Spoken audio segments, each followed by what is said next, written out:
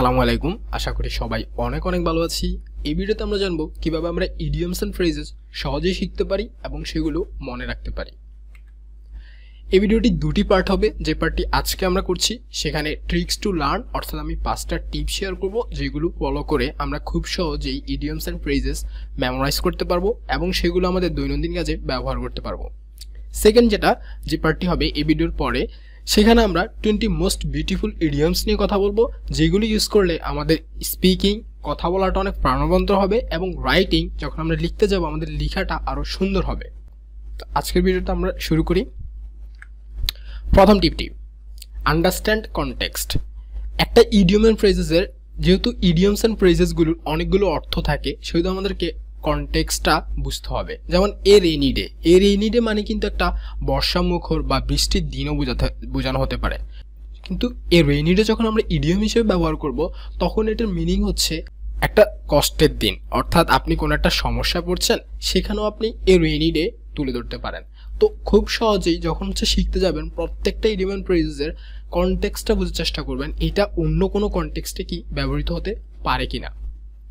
Second টিপটি, prepare a list, অর্থাৎ একটা list বানিয়ে রাখবেন যে আমি এটা পড়বো। সেই লিস্টে যেন যেগুলো বেশিরভাগ আসে না বা ব্যবহৃত হয় না এরকম কোনো ইডিয়ম অ্যান্ড ফ্রেজেস রাখবেন না। তাহলে যেটা হবে সেটা হলো যে আননেসেসারিভাবে আপনাকে অনেকগুলো জিনিস পড়তে হবে এবং at the end of the day আপনার ম্যাক্সিমামই মনে থাকবে না। এই ভিডিওর ডেসক্রিপশনে 450টি মোস্ট ইম্পর্ট্যান্ট ইডিয়ম অ্যান্ড ফ্রেজেসের লিস্ট দেওয়া থাকবে, আপনি চাইলে পিডিএফটা নামিয়ে নিতে পারেন।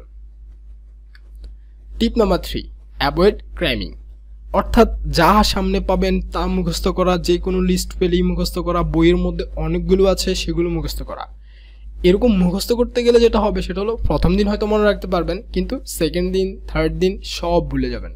তো ক্র্যামিং না করে চেষ্টা করবেন যেগুলো আপনার কাজে লাগবে সেগুলো শুধুমাত্র বোঝার জন্য বা সেগুলো শুধুমাত্র পড়ার জন্য। টিপ নাম্বার 4, ভিজুয়াল কোরিলেশন।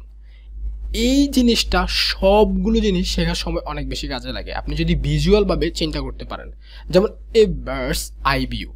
আচ্ছা, এ বার্ডস আই ভিউ মানে হচ্ছে, একটু যদি চিন্তা করেন তাহলে হচ্ছে যে পাখি কিভাবে একটা জিনিস দেখে, তার মানে হচ্ছে পাখির চোখে দেখা মানে হচ্ছে আকাশ থেকে দেখা। তো আকাশ থেকে যখন কোনো জিনিস দেখা যায় তখন সেটা একটু বাসা দেখা যায়। এটা যদি আপনি নিজের মধ্যে ইমাজিনেশন করতে পারেন, অর্থাৎ কাল্পনিকভাবে নিজের মাথায় তুলে ধরতে পারেন, তখন কিন্তু আপনি এই জিনিসটা সহজেই ভুলে যাবেন না। আবার যখন এটা আপনি দেখবেন তখন আপনার সহজেই মনে পড়ে যাবে। টিপ number 5, determine origin. Idioms and phrases শেখার অনেক ভালো একটা ওয়ে ডিটারমাইন অরিজিন। আপনি যখন একটা ইডিয়ম শিখছেন তখন যদি সেটার অরিজিনটা দেখতে পারেন, কোথায় থেকে এসেছে, কিভাবে এসেছে, এটা কিন্তু খুবই ইন্টারেস্টিং হবে। অ্যান্ড এই ইন্টারেস্টিং জিনিসগুলো আমাদের ব্রেইনে ম্যাক্সিমাম টাইমে আমরা মনে রাখতে পারি এবং আমাদের মনে রাখতে অনেক সহায়তা করে। যেমন আমি যদি এখানে একটা ইডিয়মের কথা বলি, ব্রেক দ্য আইস।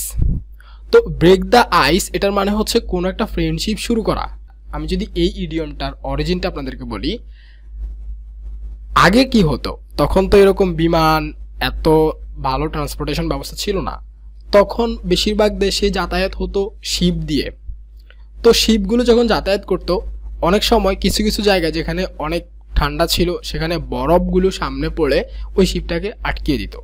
তখন অন্যান্য দেশগুলোর যে ছোট ছোট নৌকাগুলো বা ছোট ছোট শিপগুলো, তারা এসে ওই বরফগুলো ভেঙে দিত।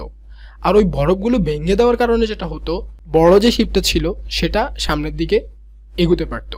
অ্যান্ড এটার কারণে যেটা হতো, এই যে একটা দুইটা দেশের মধ্যে একটা বন্ধুত্বপূর্ণ সম্পর্কের সৃষ্টি হতো, সেখান থেকে ব্রেক দ্য আইস, অর্থাৎ কোনো বন্ধুত্বপূর্ণ সম্পর্কে শুরু করা, এই ইডিয়মটি এসেছে। আপনি যদি এরকম শেখার সময় গুগলে সার্চ দিয়ে একটু অরিজিনটা দেখে নেন, আপনার জন্য এটা অনেক মজাদার হবে ইডিয়মগুলো মনে রাখার জন্য। আমি আশা করি এই ভিডিওটি আপনাকে একটু হলেও সহায়তা করবে আপনার ইডিয়মস অ্যান্ড ফ্রেজেস শেখার জন্য। ভিডিওটি দেখার জন্য আপনাকে অনেক ধন্যবাদ। যদি ভিডিওটি আপনাকে একটু হেল্পফুল হয়ে থাকে তাহলে আপনার বন্ধুদের সাথে শেয়ার করবেন। অ্যান্ড আমাদের চ্যানেল সাবস্ক্রাইব করা না থাকলে প্লিজ সাবস্ক্রাইব করে বেল বাটনটি অন করে দিবেন।